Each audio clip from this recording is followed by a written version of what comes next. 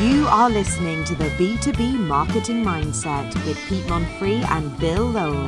We want to help demystify marketing to reduce risk, drive more and better opportunities, and grow your business. Are you ready to master marketing?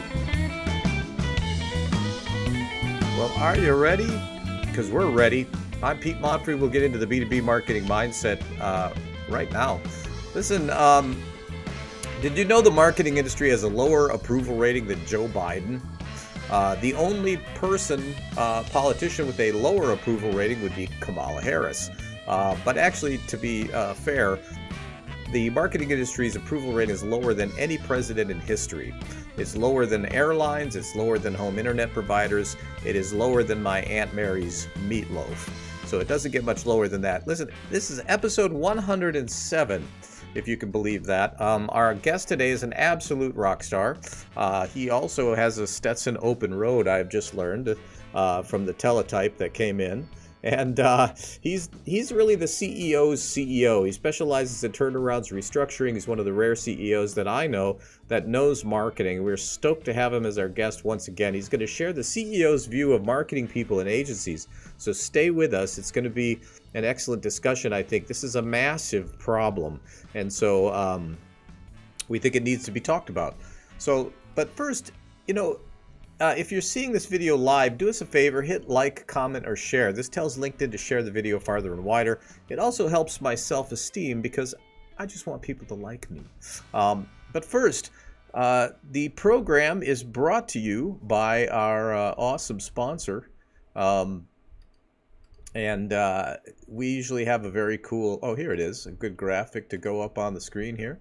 It's the Agency Founders Network. So if you're a marketing agency and you're interested in growth and you're having some struggles, it's an invitation-only new platform for early-stage marketing services companies. You can build relationships, get advice from peers and experts, Paul and Bill included, and myself, and upskill to be more strategic and solve those growth challenges. So we want to help you build a really strong, profitable business. So you can apply for membership at agencyfoundersnetwork.com. So check that out. But now I want to introduce my intrepid co-host, Mr. Bill Lowell, founder of Business Development Directives. It's our go-to marketing research firm and has been for a long time, decades. And he's also my friend and advisor. Welcome, Bill. Good to see you, brother. You as well. Thank you so much. This should be an awesome session today. So I hope people hang in there because I think they're in for a real treat. This should be great. But I am a little concerned, though. I don't know when you start off and you talk about how bad the industry is, and then you say that you're looking for approval, Pete. That I wonder if that might be one of the issues that the marketing people are dealing with. So we'll see what Paul has to say about that. I just want to be liked. Is that too much to ask? I'm jaded after being in business so long. I really don't care. I just want to do a good job and move on. That's why you're my hero. But I am curious about your take on this topic. Do you perceive a problem here? You're asking me if I think that there's a perception problem for the marketing people? Yeah. I think it depends on who you talk to. So I'll be anxious to hear what our expert says. I bet you every marketing person tells you that the world's great, but the CEOs that I've talked to, there's some challenges there that we'll maybe that's part of the problem. I don't know, but I'd like to introduce our guest today, Mr. Paul Fioravanti. And notice I am pronouncing your name correctly. It is great to see you, sir. Welcome. Thanks for coming on the program. It's great to be here, Pete and Bill. So I was thinking earlier, it's Pete and Bill and Paul. It's kind of like 3/4 of like a 60s band. It's like the other guy just kind of never showed up again. I don't know. Again, I know. And it's always the drummer. So why don't we kick it off? Take a couple of minutes. Tell us about you and your company. For those of you that, I don't know I can't imagine who doesn't know who you are, but go ahead and tell those who are not in the loop. No, I don't try to be famous or anything. So, my theory on a lot of the social media influencer coverage levels is those people don't have enough to do because I find myself so busy. I don't really have time to kind of self-promote. But I do appreciate the opportunity to connect with you guys and your listeners today. And Pete, you and I have done several calls over the years. So the quick story is, I guess, I've been called a lot of things, good and bad, but one of the things I've been called is a catalyst. Another thing I've been called is a fixer, which when I think about the neighborhood I grew up in, that has sort of mixed connotations. But I'm talking about fixing businesses, and I describe what we do is three it's. It's grow it, fix it, exit. And in some cases, it's things like periphery. It's fund it, find it. So businesses are, in different stages of evolution and oftentimes chaos in their trajectories, right? And they typically have significant change that comes normally preceded by some event. It might be rapid growth. It might be contraction. They're in a little bit of a distressed dynamic. But I'm the CEO and managing partner of a Florida-based advisory firm called Corval Partners. That's QORVAL Partners.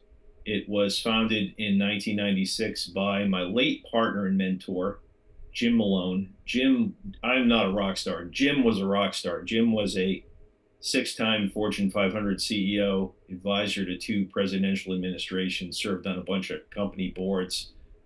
Back in about 15 years ago, Governor Bush had asked Jim to fix the reinsurance industry here in the state of Florida, and he did that pro bono.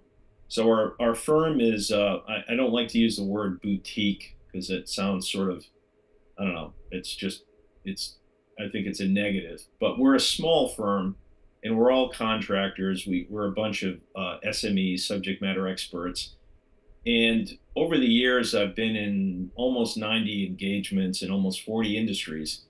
And one of the things you can't do when you do this kind of work, transformational work, is you can't fall into the trap of stereotyping or prejudging based on prior knowledge, right?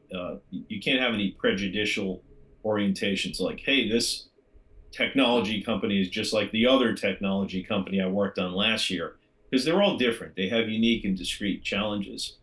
But I will tell you this, again, sort of through the marketing lens, is if I had to think about the 3 to 5 common denominator failure factors for why businesses get in trouble, I would say that more often than not, number 2 or 3 is a lack of emphasis and understanding and appreciation for the importance of sales and marketing, especially the marketing piece.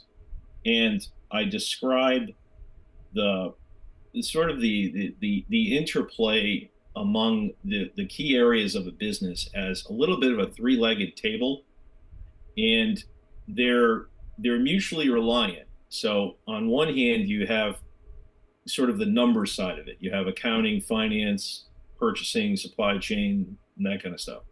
And they're tracking, performance metrics, KPIs, things like, okay, are we making money or not?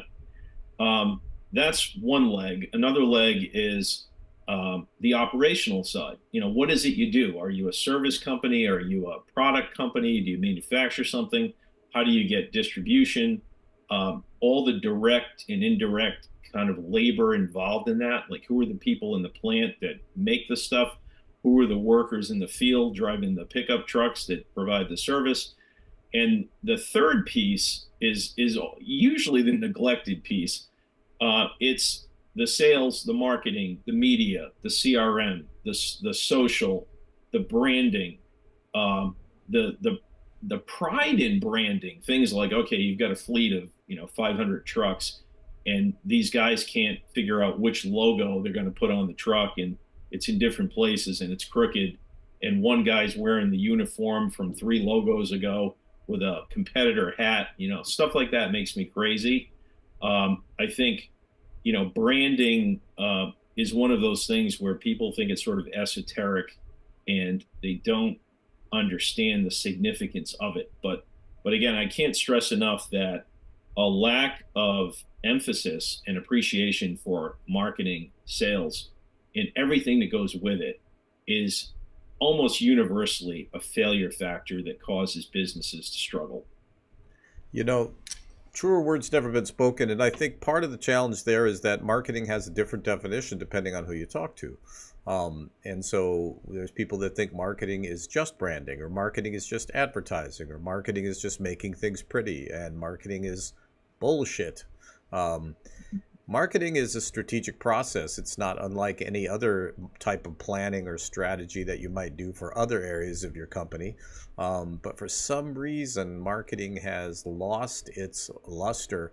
It's lost its trust. And the stat that's been floating around for a couple of years, Harvard Business Review, I don't remember the original source for this, but it's 80% of CEOs don't trust their CMO. They don't trust their agency. They don't trust marketers. And so this has actually been an issue for a long time. And I talk to agency owners all week long, and it's a topic it's discussed frequently between insiders, but it's almost never mentioned publicly. And and it doesn't matter if it's a freelancer or a CMO or an agency. There is a huge problem in this industry.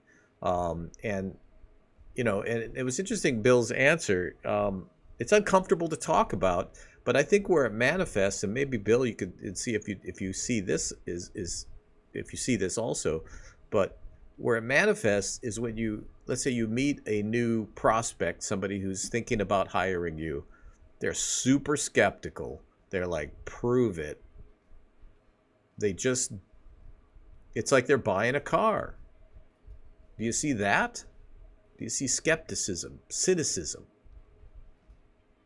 I think that it goes back to what Paul said. I think all of these businesses are unique, Pete, and I think that everyone is individual. So you might have some that are very skeptical. You might have some, though, that didn't see results, or you didn't have some that maybe aren't knowledgeable about marketing. They just don't know it, or maybe some people are just simply confused by all the jargon and everything else that's being thrown out there these days. So I mean, I think it's a pretty complex subject, is what I'm saying. But I do agree with Paul that that lack of emphasis on the importance of sales and marketing is critical. I mean, I've seen a lot of organizations like that too, where it's like it's kind of scary, when they do that, or they get the mentality, especially like if a market is getting slow, we're going to save our way to prosperity, which is like the dumbest thing I've ever seen in my life. So let's see where we can cut, because we certainly don't want to invest. So, but anyhow, let's listen to our expert, because you and I, we could talk about this all day long. We might be too close to it. Now, what I'm referring to is apparently the original study was by something called Fournier's Marketing Group, and they surveyed 1,200 CEOs across numerous industries. And so this comes from research, and they found that 80% do not trust marketers at all, but 91% trust CIOs and CFOs. And so there's something going on. I don't think there's a lot of question there. I think what you're speaking to is, we're not saying that all marketing companies, agencies stink. Lots of really good ones. But it seems like the perception is you can't trust these marketing guys. So let's jump into our questions for Paul, because I am also very fired up to see. Let's hear what a CEO thinks. That would be a good thing, right? So Paul, first question, is there a trust issue when it comes to marketers and CEOs? I think there's absolutely a trust issue. And, there are a million quotes about trust from, Marcus Aurelius to, anybody in present time that's a business guru, somebody like Jim Collins or somebody like that. I think, the thing about trust is there is a leap of faith involved, right? And ultimately, the only real way to know if you can trust somebody is to trust them, right? Honestly. And the relationship between, when we think about a layer cake market, I always describe it as, it's like a slice of cake, right? And you think about a company that's marketing and selling whatever. So in many cases, they're a B2C play. In some cases, they're a B2B play. In some cases, they're a B2G play where they're selling into the government or to states or counties or whatever. In some cases, that company sells to all three of those layers. But brands, as you guys know better than I do, you guys are the experts on the marketing and branding side. Brands take a long time to build, and they are fundamentally trust and relationship based. And I know that I've spent time in a lot of industries, and I can think of certain companies that, for whatever reason, have kind of implied credibility and trust. There are companies that customers feel good about, like Johnson and Johnson, right? I mean, who doesn't like Band-Aids and baby powder, right? So that's kind of a warm and fuzzy, right? They may not feel the same way about Philip Morris or of late Boeing, right? When you had asked, you had sent me some notes, uh, Pete and Bill, and I was thinking about, what's an example of a violation of trust? And this is a little bit of a bizarre example, but you remember the 1978 movie Animal House, of course. And there's a scene where, the Delta House guys, they take over Flounder's brother's 1963 Lincoln, and they torch it and cut it up, and they turn it into the float, right? The Deathmobile. And Flounder is there in tears, and Otter comes up to him and he says something like, you can't spend your life worrying about your mistakes. Like, you effed up, you trusted us. Like, it's a funny scene, but it's that kind of a thing where, somebody's left unfulfilled, or they have a negative experience. And if you think about, what do people do when they have a negative experience? And there are lots of studies on this. They have a negative experience in a dining setting, a restaurant environment. They're going to tell 75 people how bad the meatloaf was. May not be as bad as your aunt's meatloaf, Pete. But if they have a great experience, maybe they'll tell 4 or 5. But people inherently like to look for the violation of trust. And brand loyalty is, again, a cornerstone of that whole thing. And I think about, back to the original question, CEOs look at the marketing function completely differently than, you said, the finance and operations side, the IT side. And they view the CIO role as sort of integral to operations, where, okay, this is the guy that's got the magic box, or the gal that's got the magic box and manages all of our data. The CFO presumably is the one that is the bean counter and keeps us out of trouble. And then there's this marketing person that's always asking me for money, and they're putting money out there and they're investing in things, and I'm not sure any of it's working. And it's back to sort of what David Ogilvy used to say, half of your advertising budget is wasted. You just don't know which half. But I think there's this resentment and disdain because it's not viewed as an investment. It's viewed as an expense. And that's completely erroneous logic. In many of the turnarounds that I have done where we've rebounded and we've renewed businesses, eventually we go away. But during the time we're there, we put laser focused emphasis on the importance of sales and marketing, branding, influencers, trade shows. I was in a company a couple of years ago, and we boosted the trade shows by like a factor of 10. We hired people that had millions of followers in the industry. We put time and effort into things like packaging, branding. We told the story of leveraging a 40-year-old brand that had just fallen asleep at the wheel. And then I left, and then the board brings in some other guy. I call them JIT or OJT CEOs, on the job training CEOs, or FOBs, friends of the board. And they bring them in, and they're trying to shrink to greatness. So the net result of that guy's effort. So when I was there, sales went up 57%. The year he's been there, I think a little more than a year, sales are down 40% because he's trying to shrink to greatness. He's cutting all the ad budgets, cutting all the messaging. And you know, if you look at the metrics, people have to hear a message, 7 times, 20 times.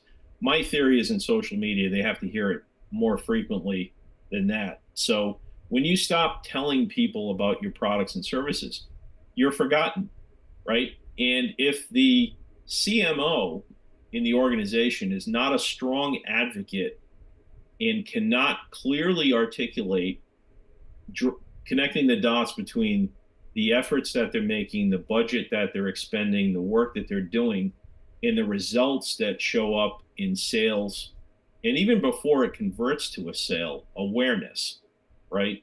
We know the traditional trajectory of awareness, interest, desire, action, right? People just don't run out and response buy product. And that's the cornerstone of the fallacious logic between the CEO and the CMO, where they think, okay, I just spent $5,000 on a sponsorship. How many units did I sell? Doesn't work that way, right? You just invested $5,000 in awareness, and you have to take the prospects and the incumbent buyers through the process of earning their trust, right? It's just what we started this conversation with. It's trust. So the problem is, in my estimation, marketers and all the people in the marketing organizational silo are viewed as a cost center, not an investment center, and that's a huge mistake. Yeah, I agree with that. Bill, you look like you were taking some notes there. I Thoughts? just no, I agree with everything that Paul was saying, and it is just so frustrating, like he was saying too. Is like, but I also think sometimes you get a top level executive that just doesn't understand either the role of marketing or what it's all about. And I mean, I don't fault them totally because some people come from an engineering background, some might be from manufacturing, and it might depend on where they are in their stage of the business too. So, but the one thing that I've shared before with you, Pete, which I think is kind of appropriate right now, is every time we've done like a market or a brand study or something for an organization, when usually it's driven by either the board or the CEO, they always say, how fast can you get this research for us? And my response is always, you're the one that's going to slow me up because you're probably not going to have your database of customers put together. And they look at me like I'm crazy. Oh yeah, we will. And I'm telling you, it's always the case. It's like, so they're not as close to the customers and they don't have a firm grasp on it. But that also tells me, to Paul's point, it's not a priority to them. It's like, if that's the first time they're going to start putting all that together, you got a mess on your hands. And that's one of the things that I was seeing. So that's why I was nodding. I was just kind of relating to what Paul was having to say there. So, how about you, Well, Pete? well, Paul said a lot, and you know, there's so many pieces to this puzzle, and part of I think what's happening is the different aspects of this problem are thus. There's a lot of agencies out there that they can only do so much. Like, for example, an agency that doesn't control the client's website. What the client doesn't want you to touch on the website. Mm-hmm. The agency's only choice there is to decline the business because they know they're going to fail, or take the money and run, right? And so many of them will take the money and run, and then that creates kind of a bad feeling. And after 4 or 5 times of this, clients start to think, well, this is all marketing people. But it's in the research that we've done, it's usually a 50-50 shared responsibility of why marketing's not failing. And it's because of all these reasons, where the executive team, they don't really understand it. They see it as an expense. Maybe a lot of times the product isn't very good, or the service isn't very good, or their salespeople can't close, but the CEO is looking at marketing like, hey, we spent this much money. Why aren't we seeing sales? Well, you're talking to the wrong person, right? There's only so many things that marketing has control over. There's a lot more things they don't have control over. And so these are not excuses. It's just that it takes, I think, a certain level of communication and a certain level of knowledge to navigate these waters. And the best thing that you can have is a marketing person who's going to tell you the truth, whether that means maybe firing them. I mean, you have to. I'm that guy. I'm like, hey, a lot of things that I tell clients are preceded by the words, "You're probably going to fire me once I tell you this." Then I go ahead and tell them anyway, because that's what counts is the truth. And I think that marketers have become known for maybe not being so truthful, and that's whether they're maybe writing copy, fluffing up the product quality, or they're misrepresenting their performance by obfuscating it through lots of vanity metrics or unreadable graphs and complexity. There's just too much playing going on and not enough delivering. And I think that is one of the huge problems. It is a very complex problem, but I think it's because marketing is so complex, and it's becoming more and more complex. And so my last thought is this: we do those assessments where somebody's thinking, God, we're spending an awful lot of money on this, but we're just not sure what we're getting, right? 50%, we don't know which 50%. We could fix that problem, right? And so, we just see this so often that, I've 2 years ago, I started a podcast trying to help people make better decisions and understand this stuff better so they can get performance from their marketing. But gosh, it's a topic. We always tackle these topics that are so complex that we can't possibly cover it in 40 minutes. But we'll try to do our best. But so, is there a trust issue with CEOs? I think there is. I think there's a trust issue even with the public, actually. People just don't trust marketers, and the industry has done this to themselves, in my opinion. That's just what I think. Let's go to our next talking point, because we'll expand on this a little bit. Paul, give us an example of trust gone wrong. You gave us one example. Give us another one where you've seen this problem play out with a client. There are so many examples of that, but I think it's, again, it's blocking and tackling, right? It's basics. My late uncle was an interesting guy that I learned a lot from. He worked for Sears for 42 years, retired from Sears, back when Sears was Sears. And he didn't have formal education, came up through the ranks, wound up being a division manager, and just was an awesome guy, Uncle Bill. And one of the things he taught me was managing expectations and managing expectation gaps. And one of my many jobs in high school, I started working in the family business at 10, but one job was never enough. So there were always multiple jobs. But one of my jobs, my uncle got me a job, just part-time retail sales geek at Sears in college. And they ran me through this national training program, which was actually really good for its day. And then Sears sort of lost their way. But Uncle Bill taught me that, and I wrote an article about this a couple of years ago, and he talked about this lady, Mrs. Nussbaum, that he was selling a mattress to. And the mattress was going to be delivered on Wednesday. And he told her it was going to be delivered on Friday. And he called her Tuesday and said, Mrs. Nussbaum, guess what? We're going to have a truck in the area tomorrow, and I can deliver your mattress 2 days early. And she thought he was the greatest thing ever, because he managed expectations. He didn't say, I'm going to have it there. I think I can have it there Tuesday. And then they show up 3 days late, right? Which is often the experience. Like, think about your cable company. They go, well, we're going to be there between 8 and 5, right? And I think marketers have done a really poor job of managing and setting expectations. With technology, it's gotten better. And one of the ironies for me is that everybody else that's not Amazon has to now ship on a Amazonian expectation schedule, where if you order it on Amazon and you're like upset that it didn't show up today, it's going to be here tomorrow or the next day. But then, the guy that's not selling on Amazon, if you have to, wait a week for his product, that's like the end of the world, right? So expectations gap has a lot to do with it. And again, I think in terms of the messaging and how we set expectations, even for brands. One of the colossal failures, I think, that's just ongoing. It's a little bit of a dumpster fire.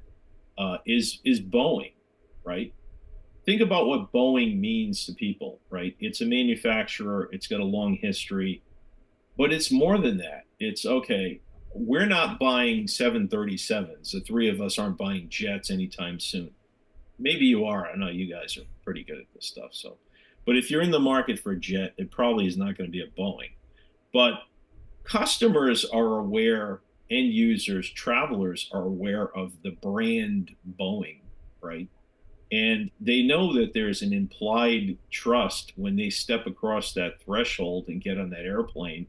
You know, is this thing going to work properly? So that's a concern, right? And there are many examples of. I read one last week. Boar's Head. They Yeah. make cold cuts basically. They sort of slow roll this message over 3 days, like, well, we think we have a listeria problem in plant X, and that kind of went on, and then they're like, oh, it's 82 million pounds of whatever lunch meat. It just sort of, they poorly managed it, right? And there are a lot of historical examples like that. The Tylenol scare. Tylenol scare was one where okay, first thing we do is pull all the product. Otherwise, that brand would have been destroyed. People would have died. So there are things that go wrong. One of the companies I ran as a CEO was a pharmaceutical company, and just recently I ran a technology company in Silicon Valley, and I was in both cases looking at it from the standpoint of not just consumer or buyer trust, but what about defect rate, right? And I've been in several manufacturers where they would say, well, we've got a 25% defect rate. And I'd say, okay, we're not making a life critical product, but if this was an artificial heart or a heart valve, do you want your father to have one of these products with a 25% defect rate? So defect rate isn't necessarily just limited to a manufactured product. I think defect rate can be a metric in a brand when the expectations gap is not met for whatever reason. There was an interesting anomaly in the automotive manufacturing business a few years ago, and I experienced this directly. I had a GM brand vehicle at the time, and uh, during during COVID, there were a lot of parts supply chain problems, right? So manufacturers of anything had to find alternative supply chain vendors. So GM, Ford, and Stellantis, Ram, they all make pickup trucks. All of their pickup trucks were affected, mostly V8 engines with things like lifters and that sort of thing. So those engine failures, again, they start to kind of roll out in the market. The word gets out. My buddy's got a Ford, my other buddy's got a Ram, I've got a whatever Chevy or GMC. We're all talking to each other, right? And oh, geez, my truck was in the shop too, right? So that sort of dovetails back to the brand, and there's a protective moat that has to be put around a brand to maintain the loyalty and the valuable relationship with that customer, over time, right? But again, back to the sort of the marketing lesson at hand is, I think in many cases, products and services are put in the market long before they're really ready and tested, especially technology. You put an app out there, there's a data leak, there's a failure, there's a whatever. It's hard to recover from that, right? And again, I think where marketers go wrong is they don't really understand why people do business with them. They just say, this is what we have, and they're focused on sort of the price and what it does, functionality, but they don't think deeper than that. Like, what is the customer really buying, right? And one of the corniest marketing sayings been around for 50 years is "sell the sizzle, not the steak." And there's so much truth to that. Okay, and I use that example all the time when we're trying to get customers, or we're trying to get companies we're working on to be better marketers, and they can't answer the question of why a customer does business with them. Back to my sizzle and steak analogy.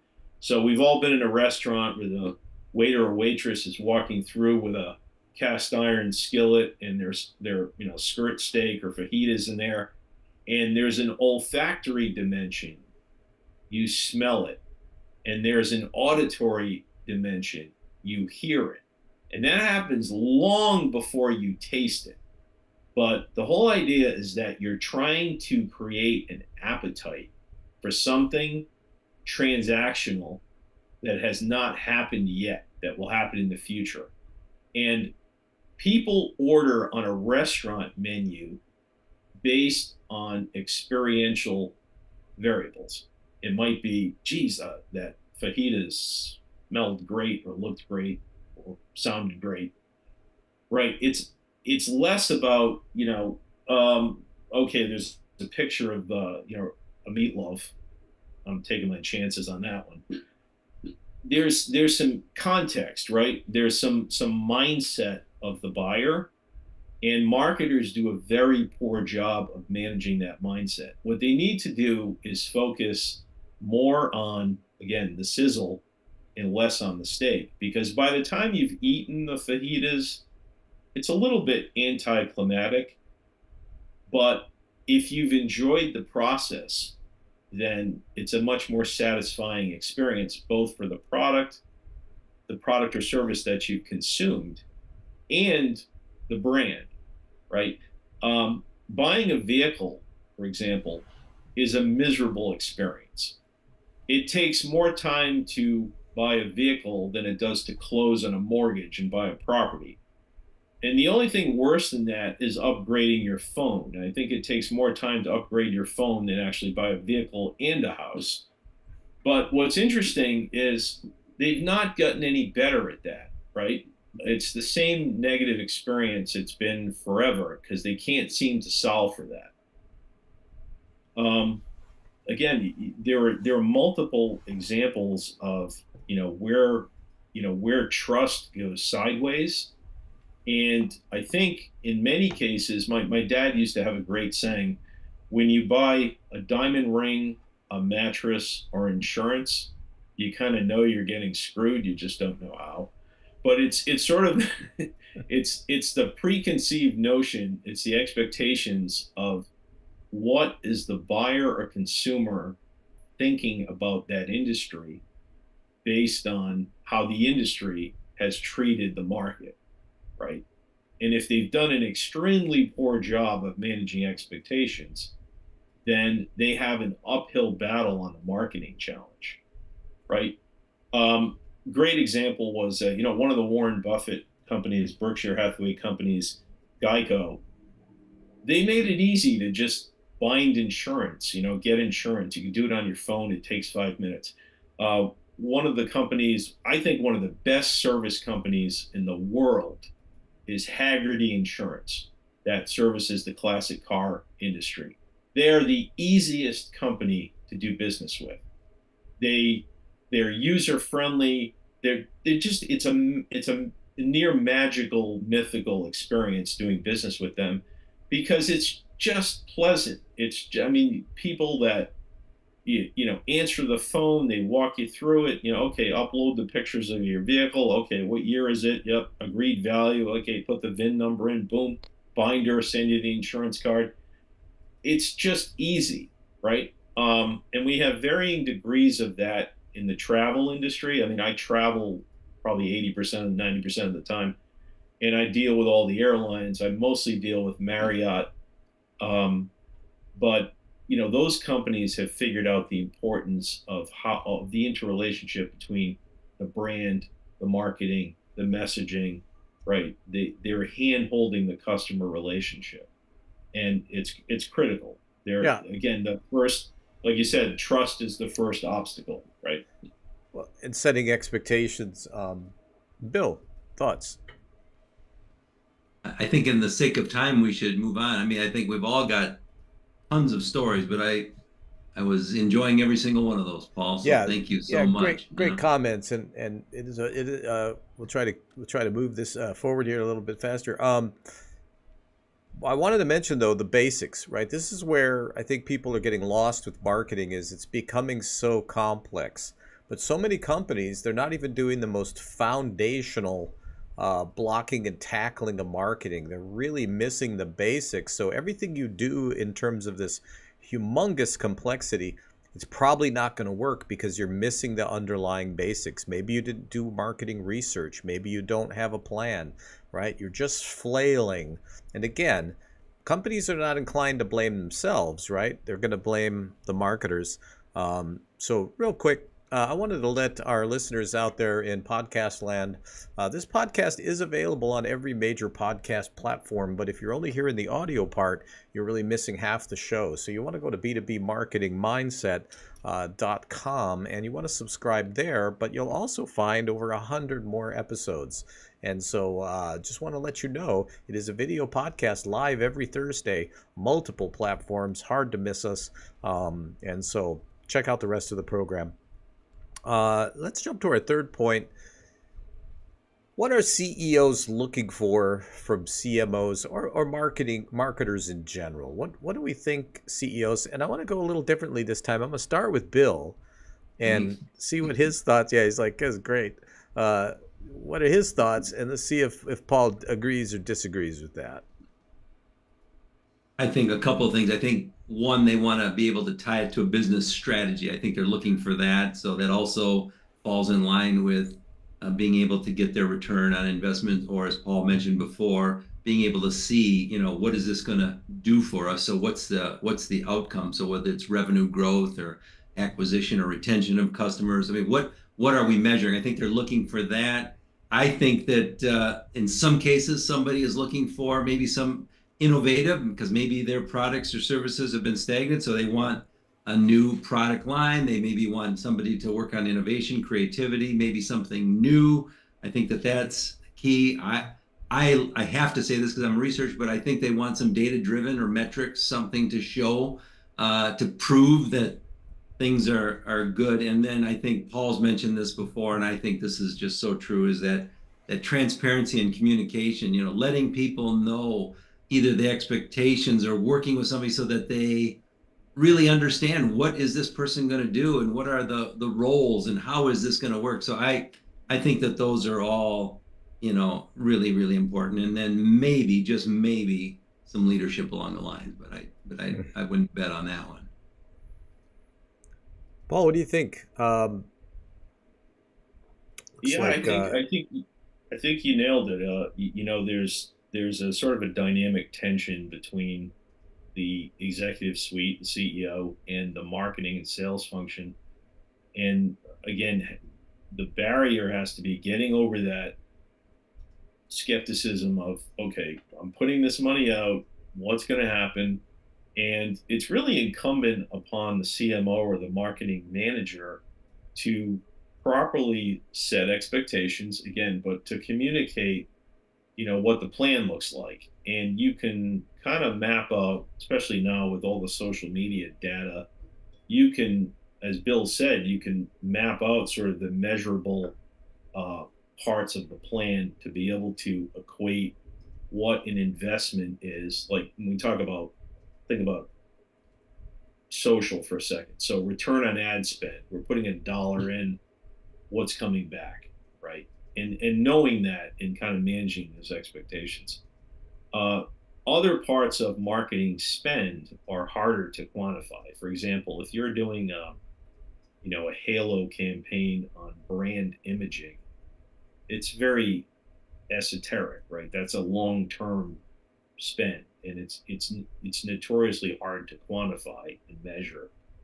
But I think if you think about the traditional CPG structure, consumer packaged goods, and I'm thinking back to my first job was actually consulting in that realm. So I think about companies like Procter and Gamble or whatever.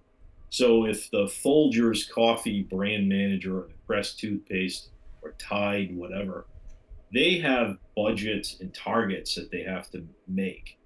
And in organizations, even small organizations, service or product organizations, they need to think about the lines of business and the products that they sell as sort of like, brand management silos, right?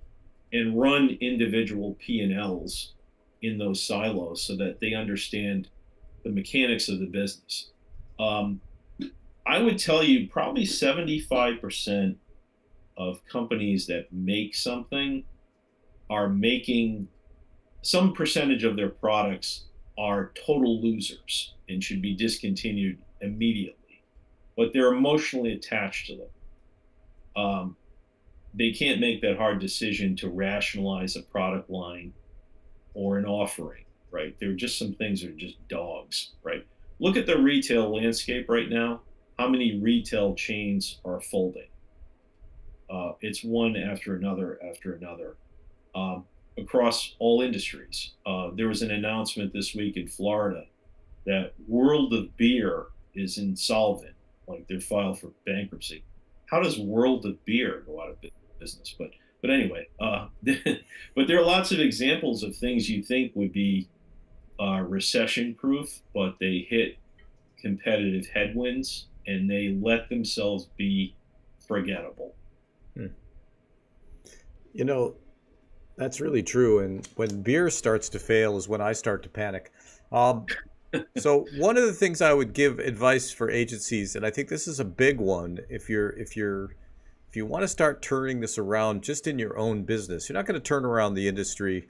Not everybody's going to be listening, but what you can do is we did an episode about this, the difference between appeasement marketing and Hmm. results marketing. So instead of trying to appease your client so that you can get that sweet green, uh, do the right things, tell the truth, build a diversified business so that if somebody, you're going to get the short end of the stick sometimes, but you shouldn't be just there to take the money and tell them what they want to hear. The CEO comes in and he decides that a new website's going to solve all of their revenue problems, and they go to their agency who's in the business of building those websites. You should know enough if you're truly an expert in your business to and you should have the cojones to tell that client that I don't think a new website is the answer. Here are better answers. And if they insist on it, this is where it gets hard. And this is just me, turn that business down. If it's the wrong thing for the client, you should not be doing that business, because what is your reputation worth, right? Are you in it for short-term gain, or are you in it for long-term relationships, right? You want to build trust, do the right thing every single time, whether it doesn't matter what your wallet is screaming at you. It doesn't matter. If you continually do the right thing for the client, which is drive to the objective that they're looking for, and having those difficult conversations and telling the truth, you're going to have a happier client. You're going to have a better business. You're going to build more trust and credibility. That's just my 2 cents there, um, which is actually worth 4.5 cents. Um, Due to inflation, huh? Due to inflation. it's Bidenomics.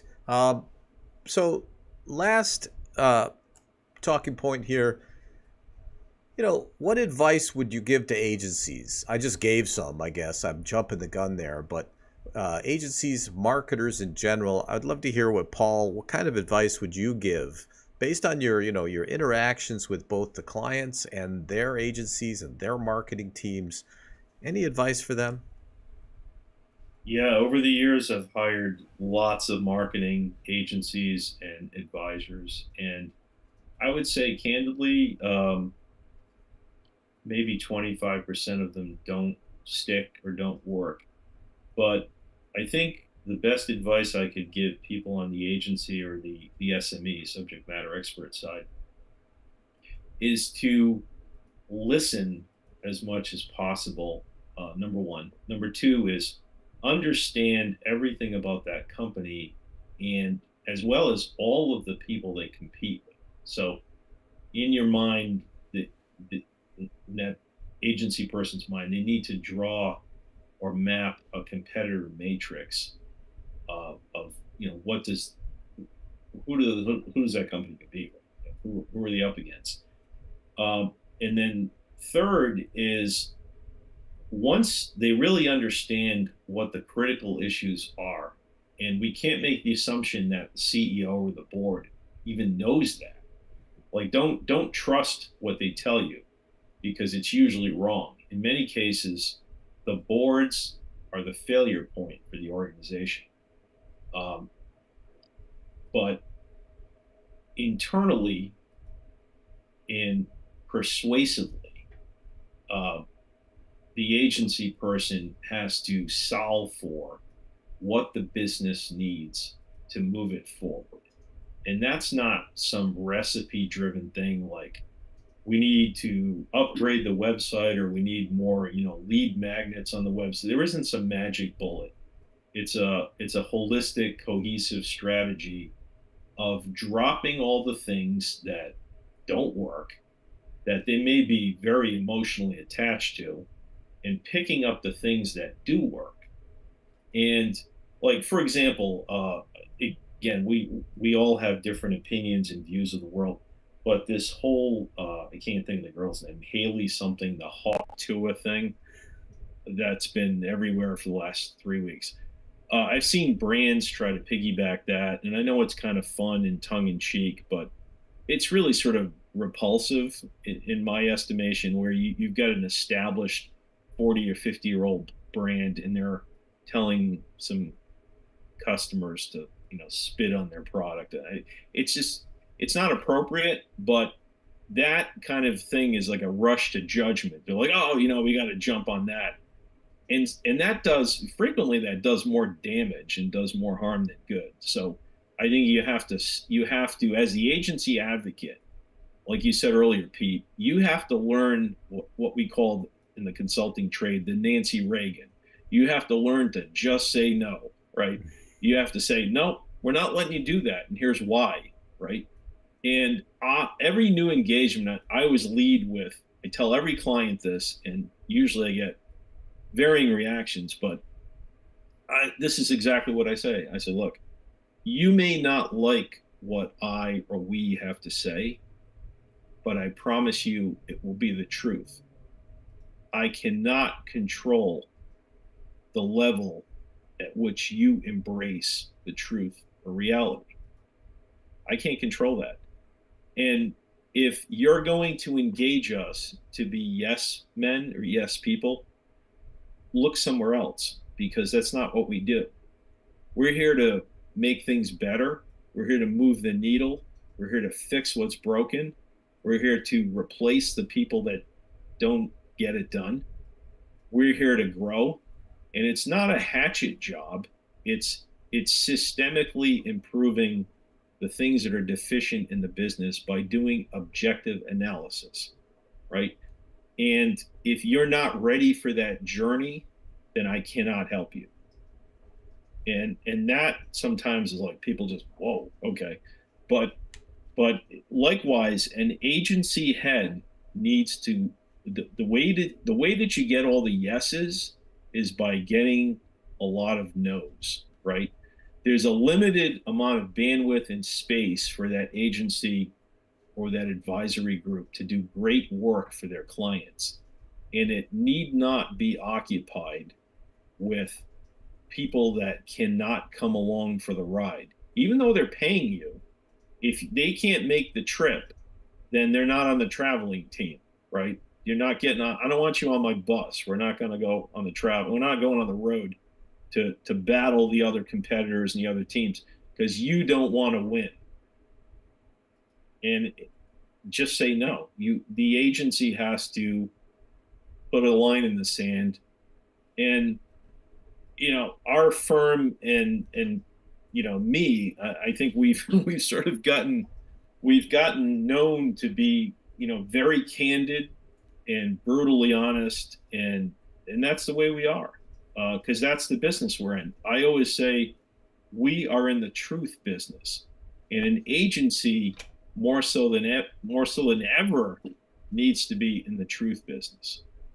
Because if you're just telling a grandiose story and the customer or the client can't back it up, like anybody can say anything about their brand, but the ability to deliver on it, believe in it, understand it, communicate it, live it, right? Not everybody can do that. Well, that's where you're gonna have a problem with, it's the same in the product world. You might sell one, but you're not gonna sell two. All right. People figure out if you're trying to fake it till you make it. And there's another word for fake it until you make it. It's called fraud. All right. So don't be a fraud. Bill. Yeah, I like all of the things that I've heard. I think my advice for the agencies would be, like Paul said, give them a good listening to, make sure you understand them. But I'm all about data. I mean, really do your research, really understand that client's business, but absolutely, be able to walk away if it's not a good match. I mean, it's got to be a good fit culturally for both organizations. And I've seen some that try to force it, and I just don't think it ends up working. In fact, I've told you, Pete, this. There's a lot of times I'll turn organizations down. I'll just say it's not a right fit, or they're thinking about Yeah. their issue in the wrong way. And I've had those people come back to me a couple of years later or a year later and say, you know what, you were absolutely right. Now we're ready. And they are much better at that point. So I think sometimes saying no is the best. The last bit of advice that I would give for the agencies, which really I'm going to defend the CEOs on this one. I've worked with a lot of good agencies, both PR, advertising, marketing firms, etc. But I've also seen a few where their goal is to sell what they do. And no matter what, they're going to try to fit that organization with what they do. And I just think it's always a train wreck. And I don't know, I get disgusted by it because I see it all the time. And it's just so frustrating for me. And I can see why the CEOs would lack the trust in the marketing industry because of it. Well, I'm glad you mentioned that. Go ahead. Yeah, something you said really resonated with me, Bill, and that is, the culture piece is important. And back to one of Pete's earlier questions. So I'm thinking about this kind of out loud here, but I think part of the failure point between the CEO and the CMO, or the marketing team, if you will, is they're not aligned on culture. And it may be that the organization doesn't really know what its culture is, and that inherently creates sort of chaos when trying to communicate a brand or a value proposition, right? So, but internally, and one of the things, I'm working with a client right now that has three principles, and this was the example I gave them. I said, look, if I was Jerry Orbach, and I did the good cop, bad cop thing, and I isolated the three of you guys in three different rooms, and I asked you to tell me what happens or what happened in your business, I would get three completely different stories. Definitely. And if I asked you how you make money, who your customers are, how you go to market, how you get business, I'd get three different stories, because you're not aligned. And they got so mad at me. But then a week later, they were like, you know what? You're right. We're absolutely not aligned. And part of our job is to get these guys ready to sell the business. And I told them, if you can't explain it to me and to each other, how are you going to explain it to a prospect? And I mean, they've been very successful, but the cultural alignment is a piece. And I want to throw out a couple of pieces of recommended reading on this. I think what's timeless is David Ogilvy's Ogilvy on Advertising, just to understand a marketing mindset. Beyond that, culture, my partner mentor had probably what I think is the greatest quote on culture ever. Jim Malone's quote was, culture well, I'll put it to you this way. Culture is determined by the worst behavior that the organization tolerates. Now, think about that for a second, right? So, culture sets the bar and expectations. But one of the required reading books that when we go in and do a turnaround, typically a failure point is low EQ. And a lot of the breakdown between the CEO and the CMO is an EQ problem. Their egos are out of joint and they can't take criticism. A book called On Emotional Intelligence by Daniel Goleman. It's part of the HBR series, required reading. Good to Great by Jim Collins, required reading. Again, understanding why are some companies just okay? Why are some companies stratospheric? What's the difference in culture? And sometimes it's a 10% change. Like this company did 110% of what that company did, but their growth was exponential because they took first mover advantage, or they figured out a better way to talk to customers, and they sort of answered and solved for what the customers were looking for. So I don't envy anybody running an agency. I think I'm in the solution, B2B solution selling business, and it's extremely hard. Yeah. And another one of Jim's great quotes was, if you want to scare a client away, just give them an engagement letter to sign, because people cannot make that commitment. They just get stuck and hung up, because part of what it is, it's shining the light on the internal failures. And if they're not ready to embrace that, then they're not your client and you should walk away. A couple things. We lost a pretty good client because we told him the truth. And our miscalculation was that is not what they were looking for. Now, I wouldn't change a thing, but they did not want to hear the truth, okay? They were losing about $3 million a year and had been for about 6 years. And so we figured out why that was and how to fix it. And part of the problem was them. They didn't want to hear it. But I wanted to really quickly mention to Bill, in no way are we like blaming the CEOs for this. In fact, I would say there's a reason CEOs don't trust marketing. It's because the marketing industry has become a bunch of charlatans. They hide behind their stats and their complexity and their so-called data, and they're faking it until they making it. And most of them are absolutely full of shit. And you know what? Come at me, people. Let's fight. All right, I'll fight you on this. People, if you're a marketer out there, you're an agency, you need to focus less on creativity and more on meeting the client's objectives. David Sandler would say, don't paint seagulls into the picture, okay? What you want and what your business wants and what your wallet wants, those are seagulls in the picture. They don't need to be there. Client wants the picture. You need to deliver that picture. And that's the end of that. It's actually pretty simple in the end of the day. Tell the truth. Don't be a yes man. Stay focused on the objective. So if you're a CEO out there, you don't trust marketing, I don't blame you, man. I think that the industry it's getting to that mature point. I think it's seeing a decline, actually. And I think it's our own damn fault. And so, great insight, y'all. Any last thoughts before we wrap it up? We're running a little bit long today, but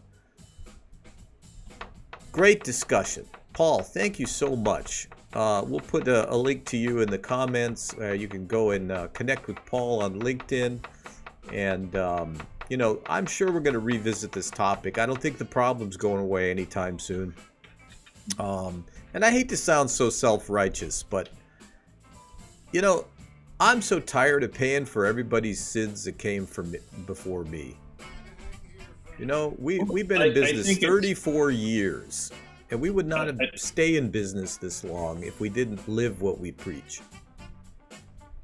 I was just going to repeat, I think, for you and Bill, I think your frustration comes from a place of caring and heart and passion, right? And you want the industry to do good work and to satisfy clients and customers. And it's the unfortunate fog out there that creates poor results and creates a little bit of a distaste for the marketing function and the value that it can create, right? And I don't think it's a negative. I think it's an objective analysis of reality. Well, thank you for saying that. In fact, I don't think this client would mind me mentioning it. Pete Wainscott, if you're out there listening, there's no better feeling in the world when you have a client say, I have never seen work this good. You guys nailed it, right? That's what I want to see. That's what I want to hear. And, maybe I'm jaded, but you're right. I do care. I want them to succeed. And that is a selfish desire, because only by the client succeeding are we going to succeed as a firm. And so, if you're an agency and you're listening to this, take notes. Also, agencyfoundersnetwork.com. We'll see you next week, though, every Thursday, 11 o'clock. Bill Lowell, thank you so much, Mr. Bill. Fun. You didn't wear your cheese head this week. I'm a little disappointed, but I was trying to manage those expectations, so I left it off. Oh man, always enjoyable, you guys. Thank you so much. If you want to hang on here, we'll run this show out the door, and hang on. You've been listening to the B2B Marketing Mindset with Pete Monfre and Bill Lowell. Add to the conversation by commenting, sharing, and liking. And don't forget to subscribe and check out the links in the comments. Learn more at b2bmarketingmindset.com.